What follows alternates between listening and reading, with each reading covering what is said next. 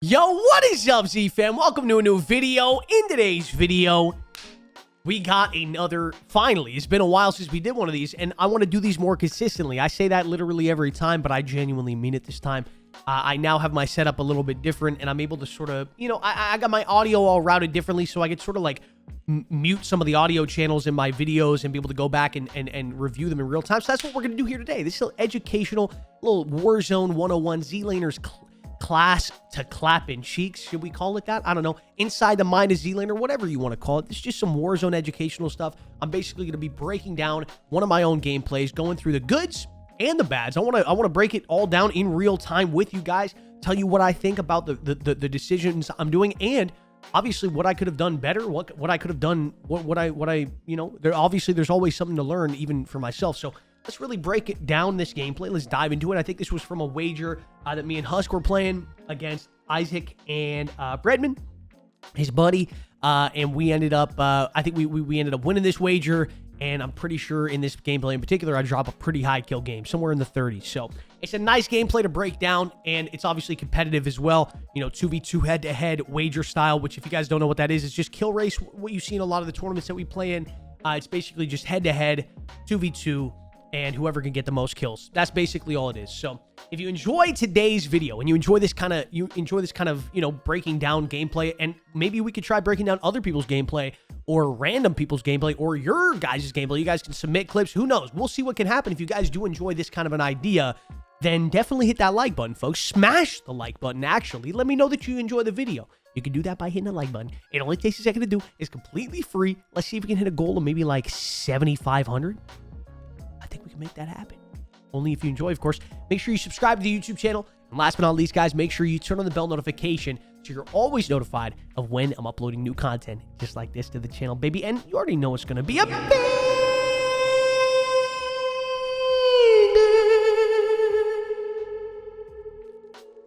Enjoy. Hey, folks, so let's jump into this gameplay. Like I said, this was like during a wager. This is some kind of 30-something kill game that I got while playing with Huskers. And let's break down the good and the bad of this entire gameplay. Let's really go through it. Let's really go through it, buddy, in real time. So we're landing here up on top Hospital. Huskers usually is the one that goes for the heli here at Hospital when we drop here at this spot. Obviously, the opponents against us were going for it as well, and Isaac ended up winning this one. Isaac ended up getting the helicopter. It's super, super good to get the helicopter in these kill races. Super important to have, not just for the mobility, but having it for being able to chop people up on top of this hospital roof right at the beginning of the game. You could easily get yourself, you know, 3-4 kills right off the rip, which gives you a nice little quick lead here in the beginning. Because like I said, this is like a kill race, 2v2 head-to-head, and unfortunately, Isaac ended up getting it. So we landed up top. Huskers is over there looting up, doing his thing. We're both very confident in each other, being able to, you know, just do our thing, get our money, get together, get that loadout. That's what we're thinking right away. Right off the rip. We're just trying to get a loadout, and we're trying to get moving. We already have enough money. Huskers already has 13 grand. We're going up here to the buy. We're getting that shit done, buddy. We had basically no one land with us, so it was just a very, very chill start to the game.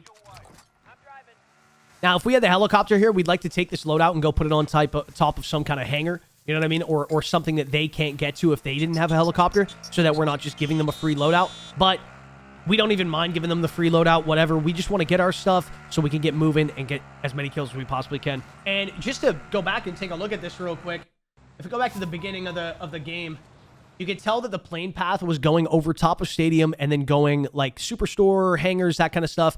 And there's 78 people left in the plane. So we know that a lot of people obviously jumped out on this side. But if you keep your eye up in the top right corner, you still see a lot of people jumping out. Probably a lot of people going hangars and kind of around that area. So that's sort of where we're pushing here right off the rip. We're going over to this area, taking a look around hangars. This is my favorite part of the map to fight around as well, but obviously you can't just go where your favorite part of the fight is. Sometimes you got to really just be wary of where everyone sort of went to, or at least, you know, guess where people kind of went to. And you could do that by just seeing where the plane path is going. You can do that by seeing how many players jumped out. So we catch a player right here. I'm going to jump out. Husk is going to keep driving around, sort of be a little bit of a distraction, kind of bait this guy out. That's exactly what happens. And boom, little easy takedown. That's a move you're going to see happen a lot when you watch two players playing together. Like me and Husk, we play together often. A really, really good trick, usually baiting the other people out, is just jumping out of the vehicle and letting your teammate take care of the business while you sort of bait the enemy out. Take this guy down. I know this guy's got a sniper, but it doesn't matter because I got the most broken gun in the game, the AUG. It is insane. If you're not using the combination of weapons that I'm using in this video, then you're missing out. Obviously, you're not missing out if you're just vibing, having a good time, trying to play casually. But if you're trying to play at the highest tier, if you're trying to get the most kills possible, this class right here, it's just on a whole nother level. It's absolutely insane. So we get in there, get some nice, quick, clean kills. Easy, easy, easy peasy. I mark people on the map right away. I open up the map. As soon as I see some red dots on the map, open that up. I hear shots going off. I see people police. Always keep taking advantage of those kind of cues. So I mark that location instantaneously because I'm not just going to be able to remember that. Well, I mean, it's not hard to forget that, but just in case I get in a fight here, maybe just want to know where people kind of are around this area. I know there's some people here at police. I know there's some people in ground war, which is the name of the building that I marked. I'm seeing some people flying over to the hangars. Definitely calling out to Huskers that there's this guy on police. Huskers baits him out with the car. I take him out right there. Very, very straightforward. These kind of long-range AUG shots are kind of tough. I noticed this guy's a sniper, so I'm going to dip to the right here. I don't really want to just take that kind of an angle. It's really tough. I'm going to try to fight these guys up close here in hangars because it's a little bit easier having the FFAR. This guy rolls up. Boom, take him out real quick. Easy little kill. Husk is over by red right now, kind of just taking care of business over there. Just heart beating. I knew there was more people here, or at least I saw people fighting here, but it looks, by the looks of these dead bodies, they probably all died. And I probably just took out the very last guy that was in that fight. So we're going to try to get out of here, try to move over to some new people. I remember I saw some people fly down the hangar, so I'm going to take a look there.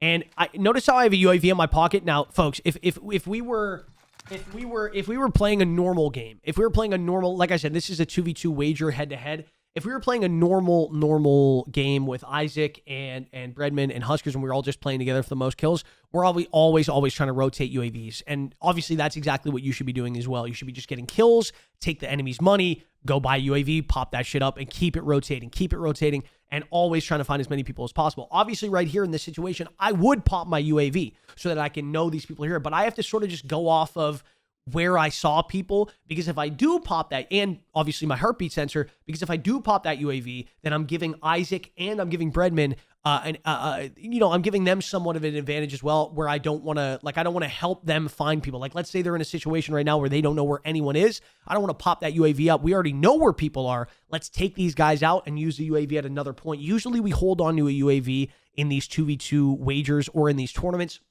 These kill race tournaments, usually we'll hold on to a UAV or an airstrike. Usually an airstrike as well is really, really good. But you hold on to a UAV so that if the enemy dies or goes to the ghoulie, or there is a time where it's like me and Husker both alive and only one of them are alive, or they're both in the gulag or something, that's even the best case scenario. Then we pop the UAV up while they're in the ghoulie, so we can take advantage of that knowledge while they're doing their thing.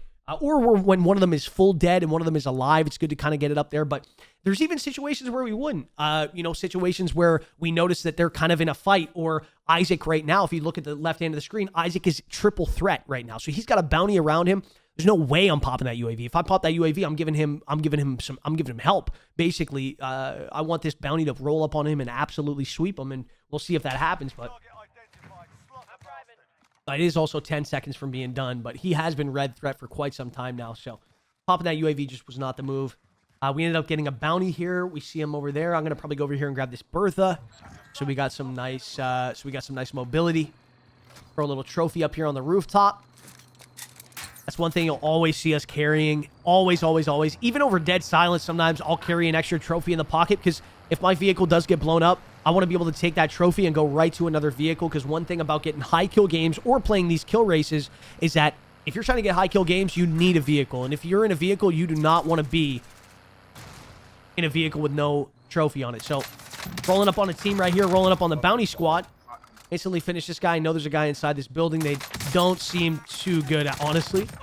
They honestly seem super not coordinated whatsoever. So it's quite simple, quite straightforward. Got a guy right here. Going to dip behind the cover real quick. I know Huskers is sort of shooting at him from behind. Beautiful little sweep right there. Another guy shooting at me. I'm not even going to try to turn and take this engagement, guys. Like, I'm not going to try. I'm already weak. I already have plates down from the last fight I was in. I'm not going to try to turn and take this fight because there's a good chance that guy could easily win that fight. The best thing I could do in this particular situation is just move around the cover, get behind it. Huskers, as you can see, is right here, ready to sort of cover me. I'm going to get behind cover. I'm going to heal up, and then I'm going to re-chal it. So I'm not going to just, I see that guy right there on the right. Move back, get the plates on. Let Huskers take care of business. And then cover Huskers. And then there's one more guy. We take him out as well. Absolutely smoked him. Absolutely smoked him. So I'm going to pause here for a second again because one thing I will say is that a lot of... I could have possibly dropped to the ground and turned and maybe won that engagement somehow. But the thing that I need to tell people when people ask, how do you make decisions to do this and this and this and this? I can tell you this for certain. And I know this isn't what everyone wants to hear, but it really is truly just what it is. And it is what people need to hear. And what I'm getting at is that when it comes to making decisions in this game, whether it's to take cover or it's to take the gunfight or it's to not take the gunfight or whatever it may be, a lot of the decisions that are being made are split-second decisions. I mean, there are obviously times when we know there are people in an area and we can start to plan it out. And I'm going to drop you here, or Husk, you're going to drive past these guys. I'm going to hop out. I'm going to shoot them from behind. They're going to be baited out by you. Like, we can plan those kind of things. But that split-second engagement right there where that guy's shooting at me and I decided to run away and take the cover and utilize movement to get away, that is a perfect example of just being in a situation over and over and over and over again, because I play this game all the time, and just sort of literally just acting without sort of even having to think. Like, it's just muscle memory. It's like, all right, listen, I'm already pretty low. I'm not even thinking about these things, really. It's just sort of, I already know it. Like, I'm kind of low. I'm going to just dip around the corner here. Husk is right there to give me some cover. I'm going to back up, replenish, and get back in the fight. A little bit safer of a route. Let's keep it going. I got a little ping on the heartbeat right there. Okay, I gotta just pause the video for 1 second. I'm not gonna go on a big rant here, but notice how I just popped out my UAV and instantly put it away and knew someone was here. The way I knew that is, if you guys, for anyone else that uses a heartbeat sensor, you'll know what I'm talking about when I say this. When you pull out the heartbeat sensor, you'll notice what I'm saying right here. Watch this. I pull out the heartbeat. And look, before the sweep takes place, see the numbers at the bottom of the heartbeat, the 48.4? That means that there's an enemy 48.4 meters away. And without seeing the entire sweep, I don't need to see the entire sweep to know that this person is to my 123 east. The reason why I know that is because I'm looking east. I'm looking to 123. That's where I pulled the heartbeat out. They're most likely in this area around where I'm looking. So I don't even need to look at the full sweep. I know someone's here. I pull it out for a quick second, put it away. I pull it out again just to take a look at the beep at the very, very end, just to be fully assured where he is. And boom. Miss a shitload of shots like a complete beta. But that's okay. We're going to get... It's kind of a weird, awkward angle. We're going to reposition, get a better angle. Take this guy out. Oh, there is a way, bro. There is a way. Just backing up here, taking our time. I know these guys are out here on the rock. I downed one and already finished one on the left. I'm going to try to challenge this guy with the sniper. They do not seem the greatest. Missing a ton of shots, just trying to get... It's such a weird recoil right there. I hear someone underneath me. I'm going to take that chow real easy. Move around to the right here. I'm going to hop most likely into this Bertha and try to go get this finish. There we go. Start getting shot at on the left-hand side, so I obviously know this guy's here. This should be the last one, because I'd already taken out 3 players before, so I know this is most likely, unless this is a different team, but it definitely doesn't seem like that. It's most likely the last guy, so I feel pretty confident just hopping out of the vehicle and taking that chow right there. But that may not have been what I did if I knew there was 2 players alive, because if I know there's 2 players alive, maybe I want to sort of take a better angle where I have some cover to get behind or whatever, but that seemed to be the best action to take right there. So someone marked back here. That was just Breadman. He marked this building. Sometimes people do that just to distract, but apparently in this situation, he sort of made a mistake. Take this guy out with a C4. Gonna lay down, get some cover. Breadman unfortunately snags up that kill. I say unfortunately because, like I said, we're in a wager here. This isn't like a normal game. I wouldn't care if my teammates, took a certain kill anytime, other than when we're in a wager, when him getting that kill obviously gives him an extra point. So I see some people shooting at him. I knew someone was up on this roof because if you guys noticed before going into this fight, if you guys noticed, I heard a stun grenade right there, and Breadman also marked the top of that building. So I knew that someone was in that area. So I'm just sort of taking my time, push up these stairs, take that guy out, and then I look down here to see what he's looking at, and it ends up being a decoy grenade. So we can just dip out of here. Probably try to meet back up with Husk at this point. Or if we are down some kills, maybe I do just dip out here and try to go find some more people. Looks like Husk is just going to take that vehicle. Yeah. Just want to make sure we don't give a vehicle to Breadman right there in that situation so that we have the vehicles in our hands and we can use them to our advantage and not him, not the other way around. I'm going to blow that up because it's pretty weak to begin with. And yet again, I don't really want Breadman to be able to have a vehicle. Which, I mean, honestly, it was pretty weak anyway, so it doesn't matter that much, but still. See a little UAV up here on the top. Honestly, I don't know if this was the best move. Do I take this fight? No, I don't. Good. Okay, I made a good decision. The reason why I say I don't think this is a good idea, because notice how I see a bunch of dots over here on the minimap over here towards tall. The reason why I say I don't think that's really that great of an idea is because it's probably better for me to go over here and focus on the people that are fighting, or at least where there's more people on the edge of zone. Also, there's a helicopter over here, too, so there's a good chance I can get my hands on a helicopter, where instead of going for that one player on Superstore who's not even in a fight right now, who will probably stay alive while I fight these people, who I can easily rotate to after and kill him. Instead of wasting my time on that one guy, it's more efficient for me to go over here and take care of this team first. So I'm seeing one dot up top, and I'm seeing two dots over on the right.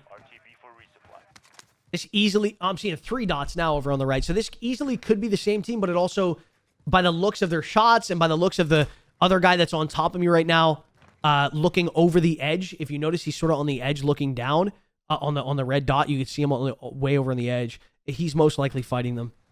He gets in the helicopter here, so that's unfortunate. We don't want to get our hands on that. I end up saving my dead silence because of that. And we're in a really good position right here to sort of take some people out.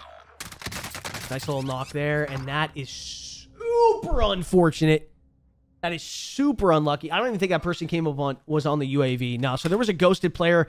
I mean, here's a perfect example of just what happens. I don't think this was really even a bad play. I mean, obviously, if I would have jumped up on the right-hand side here, this guy wouldn't have even been able to see me from Graveyard. But, I mean, not even having that information, having absolutely no idea that person was there, this was a pretty normal challenge to take. I know these guys are down here. 2 free, easy kills. We just unfortunately get shot in the left by a ghosted player. And another super, super unfortunate part about this situation where I definitely did something wrong, and that was I have $33,000 right in this moment, and I don't have a self-res. If I had a self-res in this situation, obviously we get up, we played up, we look down, we beam this kid, we kill him, we kill the rest of the guys. But unfortunately, it looks like I'm going to most likely have to bleed out here because Huskers is in the gulag, and I'm going to probably have to go do my gulag. Skip ahead to this gulag. Take a look at what we do here. Move over for the green barrels. Easy little fight. I mean, everyone should know about these green barrels at this point. The gulag is in a super shitty state right now. If you guys don't already know, it's very, very one-sided in the sense of if you get lucky enough to spawn on this side, almost always go for those green barrels because the head glitch is so disgustingly overpowered that you can head glitch both the left and the right side. And it's just such an easy gulag win just about every time. So, obviously, we just easily take that head glitch fight. We get back in the game. Let's just skip ahead a little bit. Oh, I had a lot of money here spawning in. Okay, so that's another thing. I had $30,000 when I died. So, when I spawned in, I had like $6,000. So, I just easily come down here and get Husk back. Grab a quick plate out of that chest, it looks like. Buy some armor plates. I saw some people buy back over here to the left, but I don't really have the guns to be able to get into a super intense fight right now. So I think we're just going to dip over here. I think Breadman and Isaac were both fighting in this house, possibly. So I think we're maybe trying to scavenge some loot over here. I noticed some guys on my right. This is a kind of sticky situation. So right here, another example of just a split-second decision.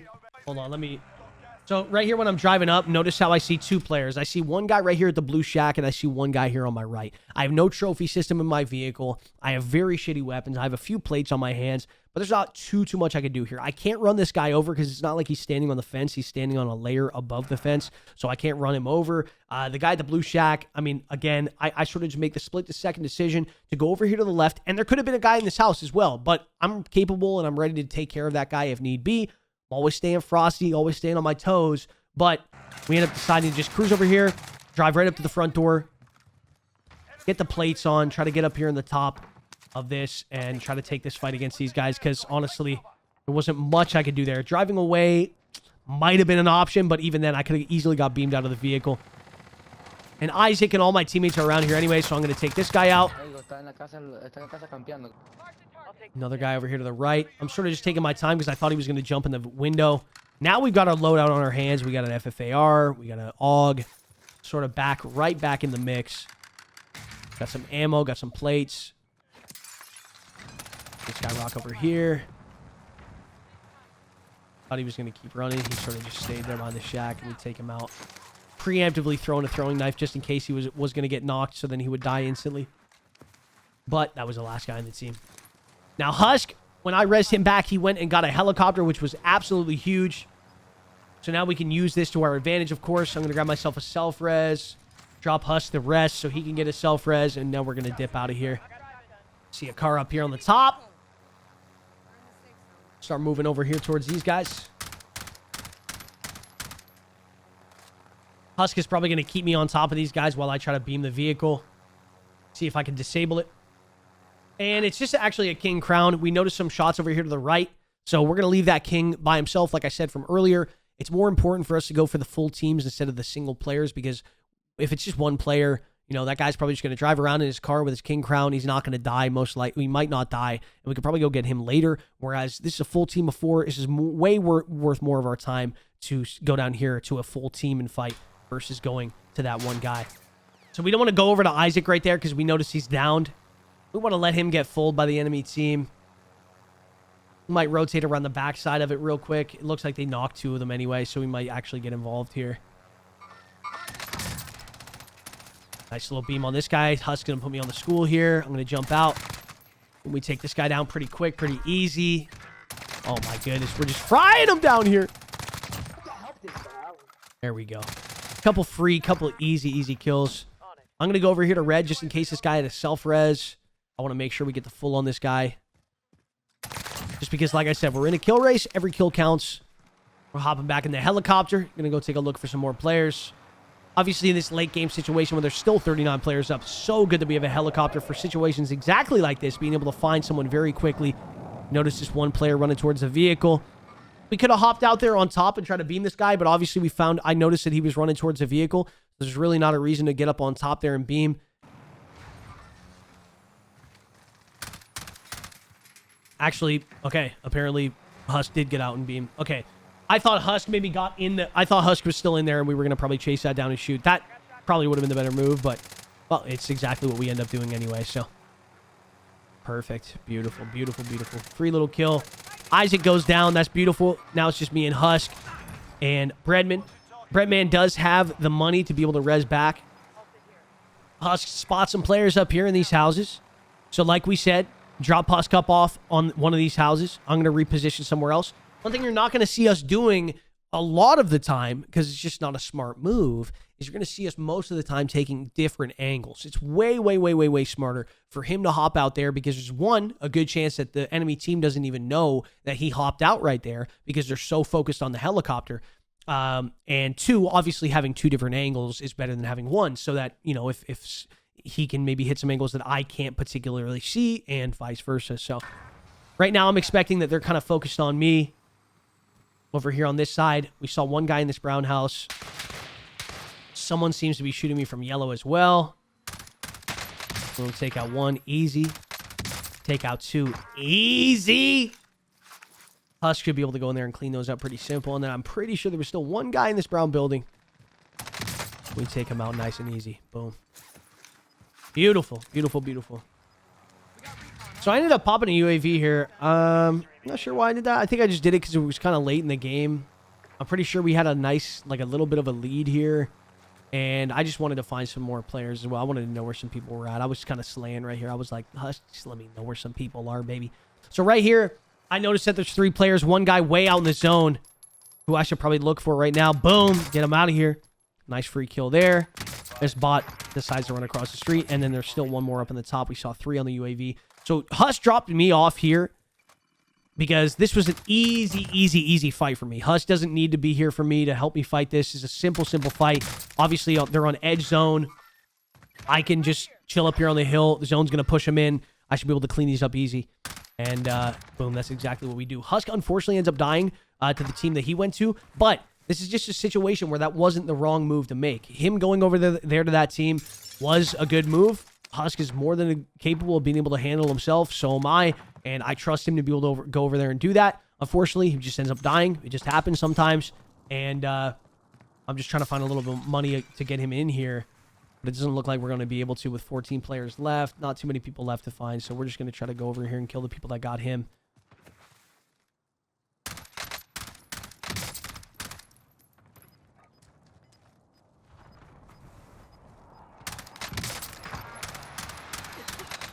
Boom. Take these 2 guys out in the zone. Beautiful. I could have popped an airstrike on him, but I'd prefer to get out of the zone first. I'm probably going to use it now, I would assume. Or maybe I'll just try to knock him again in the zone. Ah, there we go. Beautiful. Beautiful.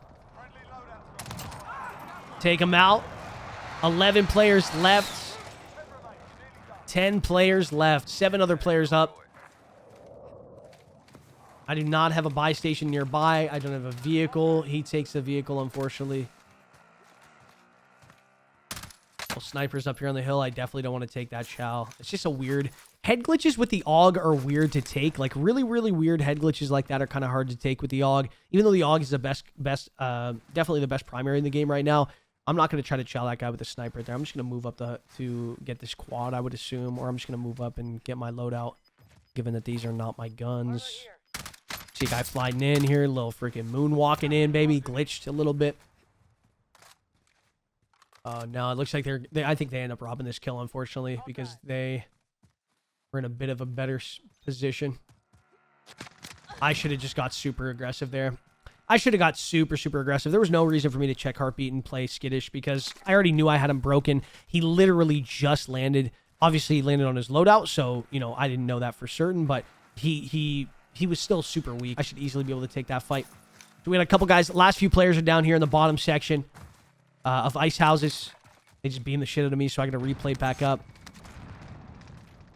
Unfortunately, this is kind of tough for me because they're both alive, whereas Husk is dead here, so it's just me playing against 2 of them. It's much easier for them to just, like, go into these buildings and push together. So we just checked all these houses, and we didn't find anyone, so they gotta be up here. So we go up here, just balls to wall. Burst right through the door. He gets 1. I luckily went in the right doors because there was 2 there. Almost get this guy. Just bring him down. Run out of ammo, unfortunately. We easily would have had that guy if we didn't run out of... If we had a little bit more ammo in the clip right there. Breadman ends up taking the last kill down. And it was a solid little game. Little 36 coming in from your boy. 29 coming in from Breadman. Isaac with the 17. Husk with the 10. It was a nice little game. Husk was sort of in the shambles there that game. His headset was also not working for Discord. So, you know, that shit just happens sometimes. He unfortunately had to go AFK at one point. It just is what it is. But I hope you guys enjoyed today's video. If you did like this kind of educational style, breaking down the gameplay, and you want me to go in more in depth in videos like this, reviewing my own gameplay, you know, other players' gameplay, stuff like that, like I said, make sure you do hit that like button so I know you enjoyed it. And yeah, folks, thank you for watching. Appreciate it. Peace out.